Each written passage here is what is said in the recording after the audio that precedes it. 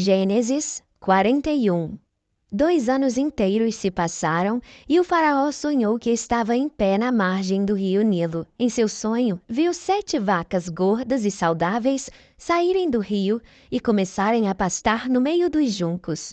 Em seguida, viu outras 7 vacas saírem do Nilo. Eram feias e magras e paravam junto das vacas gordas à beira do rio.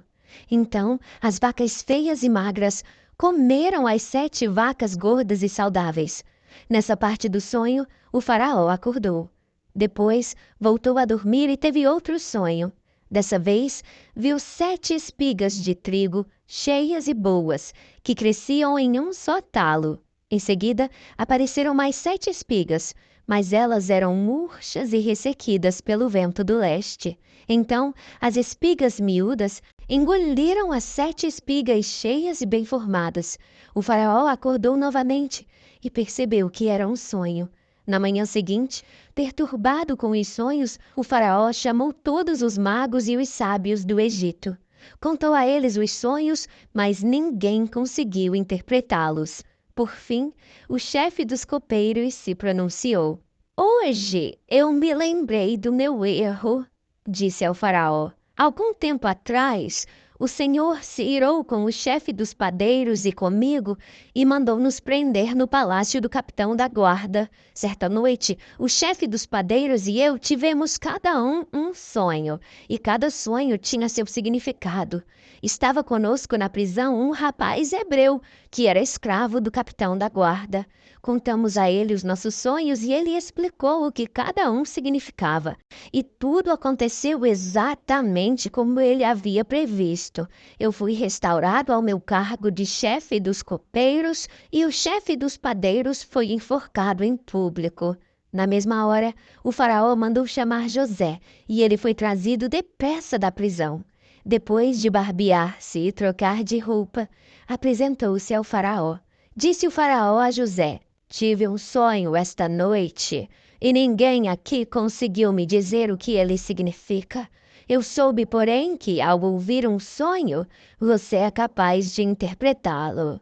José respondeu: Essa capacidade não está em minhas mãos, mas Deus pode revelar o significado ao faraó e acalmá-lo. Então o faraó contou o sonho a José. Em meu sonho, eu estava em pé na margem do rio Nilo e vi 7 vacas gordas e saudáveis saírem do rio e começarem a pastar no meio dos juncos. Em seguida, vi saírem do rio 7 vacas feias e magras que pareciam doentes. Nunca vi animais tão horríveis em toda a terra do Egito. Essas vacas feias e magras comeram as 7 vacas gordas. Contudo, não parecia que haviam acabado de comer as outras vacas, pois continuavam magras e feias como antes. Então eu acordei. Em meu sonho, eu vi 7 espigas de trigo cheias e boas, e cresciam em um só talo. Em seguida, apareceram outras 7 espigas, mas elas eram murchas e miúdas e ressequidas pelo vento do leste. As espigas miúdas engoliram as 7 espigas saudáveis. Contei os sonhos aos magos, mas ninguém foi capaz de dizer o que significam. José respondeu: Os 2 sonhos do faraó significam a mesma coisa. Deus está dizendo ao faraó de antemão o que vai acontecer. As 7 vacas saudáveis e as 7 espigas de trigo cheias representam 7 anos de prosperidade. As 7 vacas feias e magras e as 7 espigas miúdas e ressequidas pelo vento do leste representam 7 anos de fome. Acontecerá exatamente como eu descrevi, pois Deus revelou ao faraó de antemão o que vai fazer. Os próximos 7 anos serão um período de grande prosperidade em toda a terra do Egito.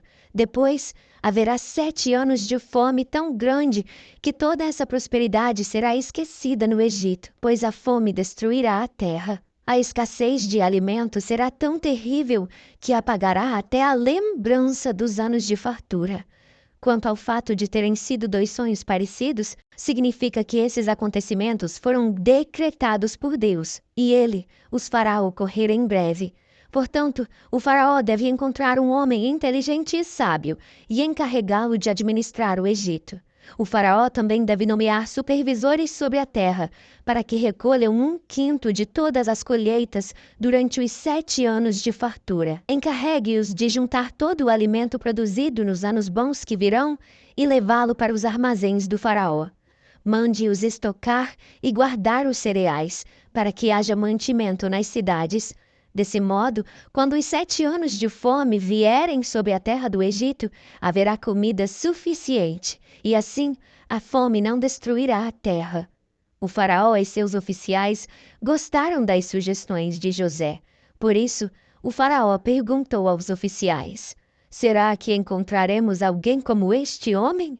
Sem dúvida, há nele o Espírito de Deus. Então o faraó disse a José: uma vez que Deus lhe revelou o significado dos sonhos, é evidente que não há ninguém tão inteligente ou sábio quanto você. Você ficará encarregado da minha corte e todo o meu povo obedecerá às suas ordens. Apenas eu, que ocupo o trono, terei uma posição superior à sua. E Faraó acrescentou: eu o coloco oficialmente no comando de toda a terra do Egito.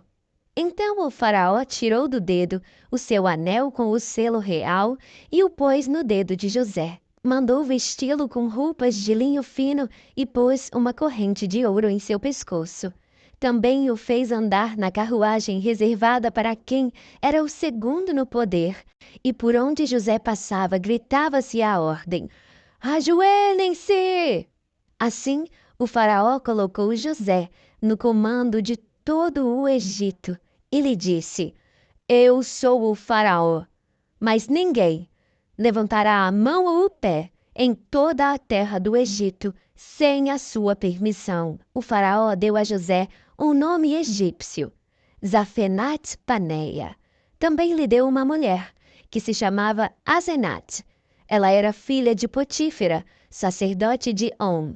Assim, José recebeu autoridade sobre todo o Egito. Tinha 30 anos quando começou a servir na corte do faraó, o rei do Egito. Depois de sair da presença do faraó, José foi inspecionar toda a terra do Egito.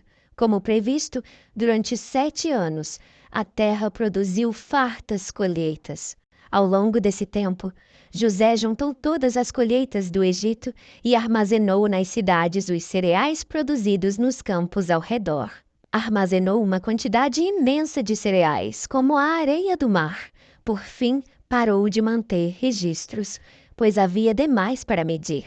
Durante esse tempo, antes do primeiro ano de fome, José e sua mulher, Asenat, filha de Potífera, sacerdote de On, tiveram 2 filhos. José chamou o filho mais velho de Manassés, pois disse: Deus me fez esquecer todas as minhas dificuldades e toda a família de meu pai. José chamou o segundo filho de Efraim, pois disse: Deus me fez prosperar na terra da minha aflição. Por fim, terminaram os 7 anos de colheitas fartas em toda a terra do Egito e começaram os 7 anos de fome, como José havia previsto. A fome também afetou as regiões vizinhas, mas havia alimento de sobra em todo o Egito. Depois de algum tempo, porém, a fome também se espalhou pelo Egito. Quando o povo clamou ao faraó para que lhe desse alimento, ele respondeu a todos os egípcios: dirijam-se a José e sigam as instruções dele. Quando faltou alimento em toda parte, José mandou abrir os armazéns e vendeu cereais aos egípcios, pois a fome era terrível em toda a terra do Egito. Gente de todos os lugares ia ao Egito comprar cereais de José, pois a fome era terrível no mundo inteiro. Gênesis 42. Quando Jacó soube que no Egito havia cereais, disse a seus filhos: por que vocês estão aí parados, olhando uns para os outros? Eu ouvi dizer que há cereais no Egito. Desçam até lá e comprem cereais em quantidade suficiente para nos mantermos vivos. Do contrário, morreremos. Então os 10 irmãos mais velhos de José desceram ao Egito para comprar cereais. Mas Jacó não deixou Benjamim, o irmão mais novo de José, ir com eles, pois tinha medo de que algum mal lhe acontecesse. Os filhos de José chegaram ao Egito junto com outros para comprar mantimentos, porque também havia fome em Canaã. Uma vez que José era o governador do Egito e o encarregado de vender cereais a todos, foi a ele que seus irmãos se dirigiram. Quando chegaram, curvaram-se diante dele com o rosto no chão. José reconheceu os irmãos de imediato, mas fingiu não saber quem eram e lhes perguntou com aspereza: De onde vocês vêm? Da terra de Canaã, responderam eles. Viemos comprar mantimentos. Embora José tivesse reconhecido seus irmãos, eles não o reconheceram. José se lembrou dos sonhos que tivera a respeito deles muitos anos antes e lhes disse: Vocês são espiões. Vieram para descobrir os pontos fracos de nossa terra. Não, meu senhor, responderam eles. Seus servos vieram apenas para comprar mantimentos. Somos todos irmãos, membros da mesma família. Somos homens honestos, meu senhor, e não espiões. Mas José insistiu. São espiões, sim. Vieram para descobrir os pontos fracos de nossa terra. Eles disseram: Senhor, na verdade nós, seus servos, éramos 12 irmãos, todos filhos de um homem que vive na terra de Canaã. Nosso irmão mais novo está em casa com o pai, e um de nossos irmãos já não está conosco. José, porém, continuou a insistir. Como eu disse, vocês são espiões. Mas há uma forma de verificar sua história. Eu juro pela vida do faraó que vocês só deixarão o Egito quando seu irmão mais novo vier para cá. Um de vocês deve buscá-lo. Os outros ficaram presos aqui. Então veremos se a sua história é verdadeira ou não. Pela vida do faraó, se não tiverem um irmão mais novo, saberei com certeza que são espiões. Então José os colocou na prisão por 3 dias. No terceiro dia, José lhes disse: Eu sou um homem temente a Deus. Façam o que direi e viverão. Se são mesmo homens honestos, escolham um de seus irmãos para continuar preso. Os demais podem voltar para casa com cereais para os seus parentes que estão passando fome. Mas tragam-me o seu irmão mais novo. Com isso, provarão que estão dizendo a verdade e não morrerão. Eles concordaram e, conversando entre si, disseram: É evidente que estamos sendo castigados por aquilo que fizemos a José tanto tempo atrás. Vimos sua angústia quando ele implorou por sua vida, mas nós ignoramos. Por isso estamos nessa situação difícil. Rúben disse: Não falei que não pecassem contra o rapaz? Mas vocês não quiseram me ouvir. Agora temos de prestar contas pelo sangue dele. Não sabiam, porém, que José os entendia, pois falava com eles por meio de um intérprete. José se afastou dos irmãos e começou a chorar. Quando se recompôs, voltou a falar com eles. Escolheu Simeão e mandou amarrá-lo diante dos demais. Em seguida, José ordenou que seus servos enchessem de cereais os sacos que os irmãos haviam trazido e, em segredo, devolvessem o pagamento, colocando o dinheiro na boca de cada saco. Também mandou que lhe dessem mantimentos para a viagem e assim o fizeram. Os irmãos colocaram os sacos de cereal sobre os seus jumentos e partiram de volta para casa. Contudo, quando um deles abriu a bagagem a fim de pegar cereal para o seu jumento, encontrou o dinheiro na boca do saco. Vejam só! Exclamou para os seus irmãos. Devolveram o meu dinheiro, está aqui no saco. O coração deles desfaleceu e, tremendo, disseram uns aos outros: O que Deus fez conosco? Quando os irmãos chegaram à casa de Jacó, seu pai, na terra de Canaã, relataram tudo o que havia acontecido com eles. Disseram: O homem que governa o país falou conosco asperamente e nos acusou de sermos espiões em sua terra, mas nós garantimos: somos homens honestos e não espiões. Somos 12 irmãos, filhos do mesmo pai. Um de nossos irmãos já não está conosco, e o mais novo está em casa com o nosso pai na terra de Canaã. Então o homem que governa o país disse: Saberei com certeza se vocês são homens honestos da seguinte forma: deixem um de seus irmãos comigo e voltem para casa levando cereais para os seus parentes que estão passando fome. Mas tragam-me o seu irmão mais novo e saberei que são homens honestos e não espiões. Então eu lhes devolverei o seu irmão e vocês poderão negociar livremente nesta terra.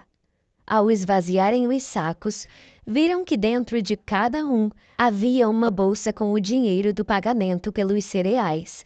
Os irmãos e o pai ficaram apavorados quando viram as bolsas de dinheiro. Jacó disse: Vocês estão tirando meus filhos de mim. José se foi, Simeão não está aqui, e agora querem levar Benjamim também. Tudo está contra mim. Então Rúben disse ao pai: Se eu não trouxer Benjamim de volta, o Senhor pode matar meus 2 filhos. Eu me responsabilizo por ele e prometo trazê-lo de volta. Jacó, porém, respondeu: Meu filho não descerá com vocês. Seu irmão José morreu e Benjamim é tudo que me resta. Se alguma coisa acontecesse com eles na viagem, vocês me mandariam velho e infeliz para a sepultura. Gênesis 43. A fome se agravou na terra de Canaã. Quando os cereais que eles haviam trazido do Egito estavam para acabar, Jacó disse a seus filhos: Voltem e comprem um pouco mais de mantimento para nós. Judá, porém, respondeu: O homem estava falando sério quando nos advertiu: Vocês não me verão novamente se não trouxerem o seu irmão. Se o Senhor enviar Benjamim conosco, desceremos e compraremos mais mantimento. Mas, se não deixar Benjamim ir, nós também não iremos. Lembre-se de que o homem disse: Vocês não me verão novamente se não trouxerem seu irmão. Por que vocês foram tão cruéis comigo? Lamentou-se Jacó. Porque disseram ao homem que tinha um outro irmão. Ele fez uma porção de perguntas sobre a nossa família. Responderam: Quis saber, seu pai ainda está vivo? Você tem outro irmão? Nós apenas respondemos às perguntas dele. Como poderíamos imaginar que ele diria: Tragam o seu irmão? Judá disse a seu pai: Deixe o rapaz ir conosco e partiremos. Do contrário, todos nós morreremos de fome, e não apenas nós, mas também os nossos pequeninos. Eu garanto pessoalmente a segurança dele. O Senhor pode me responsabilizar se eu não o trouxer de volta. Eu carregarei a culpa para sempre. Se não tivéssemos perdido todo esse tempo, poderíamos ter ido e voltado 2 vezes. Por fim, Jacó, seu pai, lhe disse: Se não há outro jeito, pelo menos façam o seguinte: coloquem na bagagem os melhores produtos desta terra: bálsamo, mel, especiarias e mirra, pistache e amêndoas, e levem de presente para o homem. Levem também o dobro do dinheiro que foi devolvido, pois alguém deve tê-lo colocado nos sacos por engano. Depois, peguem o seu irmão e voltem àquele homem. Que o Deus Todo-Poderoso lhes conceda misericórdia quando estiverem diante daquele homem, para que ele liberte Simeão e deixe Benjamim voltar. Mas se devo perder meus filhos, que assim seja. Então os homens pegaram os presentes de Jacó e o dobro do dinheiro e partiram com Benjamim. Por fim, chegaram ao Egito e se apresentaram a José. Quando José viu Benjamim com eles, disse ao administrador de sua casa: Estes homens almoçarão comigo ao meio-dia. Leve-os ao palácio, mate um animal e prepare um grande banquete. O homem fez conforme José ordenou e os levou ao palácio de José. Quando os irmãos viram que estavam sendo levados à casa de José, ficaram apavorados. É por causa do dinheiro que alguém colocou de volta nos sacos da outra vez que estivemos aqui. Disseram uns aos outros: Ele planeja nos acusar de roubo e depois nos prender, nos tornar escravos e tomar os nossos jumentos. À entrada do palácio, Os irmãos se dirigiram ao administrador de José e lhe disseram: Ouça, senhor, viemos ao Egito anteriormente para comprar mantimentos e no caminho de volta para casa, paramos para pernoitar e abrimos os sacos. Descobrimos que o dinheiro de cada um, a quantia exata que havíamos pago, estava na boca do saco. Trouxemos o dinheiro de volta. Aqui está. Também trouxemos mais dinheiro para comprar mantimentos. Não fazemos ideia de quem colocou o dinheiro nos sacos. Fiquem tranquilos, disse o administrador. Não tenham medo. Seu Deus, o Deus de seu pai, deve ter colocado esse tesouro nos sacos. Eu tenho certeza de que eu recebi seu pagamento. Depois disso, soltou Simeão e o levou até onde eles estavam. Em seguida, o administrador os conduziu para dentro do palácio de José, deu-lhes água para lavar os pés e providenciou ração para seus jumentos. Quando foram avisados que almoçariam lá, os irmãos prepararam os presentes para a chegada de José ao meio-dia. Assim que José chegou em casa, entregaram-lhe os presentes que haviam trazido e curvaram-se até o chão diante dele. Depois de cumprimentá-los, José quis saber: Como está o seu pai? O senhor idoso do qual me falaram, ainda está vivo? Sim, responderam eles. O nosso pai, seu servo, ainda está vivo e vai bem. E curvaram-se mais uma vez. Então José olhou para o seu irmão Benjamim, o filho de sua mãe, e perguntou: Este é o irmão mais novo de que vocês me falaram? E disse a Benjamim: Deus seja bondoso com você, meu filho. Muito emocionado por causa do irmão, José saiu depressa da sala, foi para o quarto e chorou. Depois de lavar o rosto, voltou mais controlado e ordenou: Tragam a comida. José foi servido em sua própria mesa e os seus irmãos em uma mesa separada. Os egípcios que comiam com José, por sua vez, foram servidos em outra mesa, pois os egípcios desprezavam os hebreus e se recusavam a comer com eles. José disse a cada um dos irmãos onde deviam sentar-se, e, para espanto deles, colocou-os ao redor da mesa em ordem de idade. Colocou-os ao redor da mesa, em ordem de idade, do mais velho para o mais novo. Mandou encher os pratos deles com comida de sua própria mesa, e deram a Benjamim uma porção 5 vezes maior que a dos outros. E eles comeram e beberam à vontade com José. Gênesis 44. Então José deu a seguinte ordem ao administrador do palácio: Coloque nos sacos que eles trouxeram todo o cereal que puderem carregar, e coloque o dinheiro de cada um de volta no saco. Depois, coloque meu copo de prata na boca do saco de mantimento do mais novo, junto com o dinheiro dele. O administrador fez tudo conforme José ordenou. Assim que amanheceu, os irmãos se levantaram e partiram com os jumentos carregados. Quando haviam percorrido apenas uma distância curta e mal haviam saído da cidade, José disse ao administrador do palácio: Vá atrás deles e detenha-os. Quando os alcançar, diga-lhes: Por que retribuíram o bem com o mal? Por que roubaram o copo de prata do meu senhor, que ele usa para prever o futuro? Vocês agiram muito mal. Quando o administrador do palácio alcançou os homens, repetiu para eles as palavras de José. Do que o senhor está falando?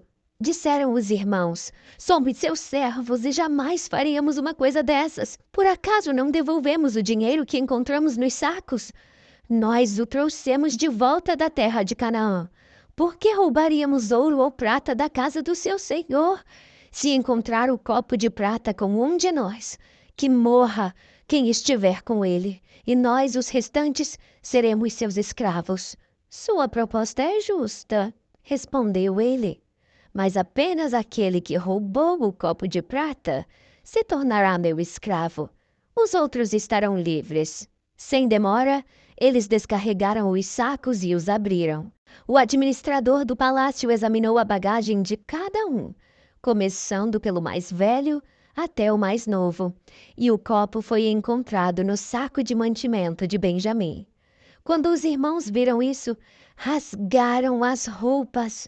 Depois, colocaram a carga de volta sobre os jumentos e retornaram à cidade. José ainda estava em seu palácio quando Judá e os seus irmãos chegaram, e eles se curvaram até o chão diante dele. "O que vocês fizeram?" exigiu ele. "Não sabem que um homem como eu é capaz de prever o que vai acontecer?" Judá respondeu: "Meu senhor, o que podemos dizer? Que explicação podemos dar? Como podemos provar nossa inocência? Deus está nos castigando por causa da nossa maldade. Todos nós voltamos para ser seus escravos, todos nós, e não apenas o nosso irmão, com quem foi encontrado o copo de prata." José, no entanto, disse: "Eu jamais faria uma coisa dessas. Apenas o homem que roubou o copo será meu escravo. Os outros podem voltar em paz para a casa de seu pai." Então Judá deu um passo à frente e disse: "Por favor, meu senhor, permita que seu servo lhe diga apenas uma palavra. Eu peço que não perca a paciência comigo, embora o Senhor seja tão poderoso quanto o próprio Faraó. Meu senhor perguntou a nós, seus servos: 'Vocês têm pai ou irmão?' E nós respondemos: 'Sim, meu senhor. O nosso pai é idoso e tem um filho mais novo, nascido em sua velhice. O irmão desse filho, por parte de pai e mãe, morreu. Ele é o único filho de sua mãe e nosso pai o ama muito. O Senhor nos disse: "Tragam-no aqui para que eu possa vê-lo com os meus próprios olhos." E nós respondemos: "Meu senhor, o rapaz não pode deixar o pai, pois se o fizesse, o pai morreria." Mas o Senhor nos disse: "Vocês não me verão novamente se não trouxerem o seu irmão." Assim, voltamos para o seu servo, nosso pai, e contamos a ele o que o Senhor tinha dito. Passado algum tempo, quando ele disse: "Voltem e comprem mais mantimentos", nós respondemos: "Só podemos voltar se o nosso irmão mais novo nos acompanhar. Não temos como ver o homem outra vez, a menos que o nosso irmão mais novo esteja conosco." Então o meu pai nos disse: "Como vocês sabem, a minha mulher teve 2 filhos. E um deles foi embora e nunca mais voltou. Sem dúvida foi despedaçado por algum animal selvagem e nunca mais o vi. Se agora vocês levarem de mim o irmão dele e lhe acontecer algum mal, vocês me mandarão velho e infeliz para a sepultura. E agora, meu senhor, eu não posso voltar para a casa de meu pai sem o rapaz. A vida do nosso pai está ligada à vida do rapaz. Quando ele vir que o rapaz não está conosco, morrerá. Nós, os seus servos, seremos de fato responsáveis por mandar para a sepultura o seu servo, nosso pai, em profunda tristeza. Meu senhor, eu garanti a meu pai que eu levaria o rapaz de volta. Eu disse a ele: se eu não o trouxer, carregarei a culpa para sempre. Por isso eu peço ao Senhor que me permita ficar aqui como escravo no lugar do rapaz e que o deixe voltar com os irmãos dele. Pois como eu poderei voltar ao meu pai sem o rapaz? Eu não suportaria ver a angústia que isso lhe causaria."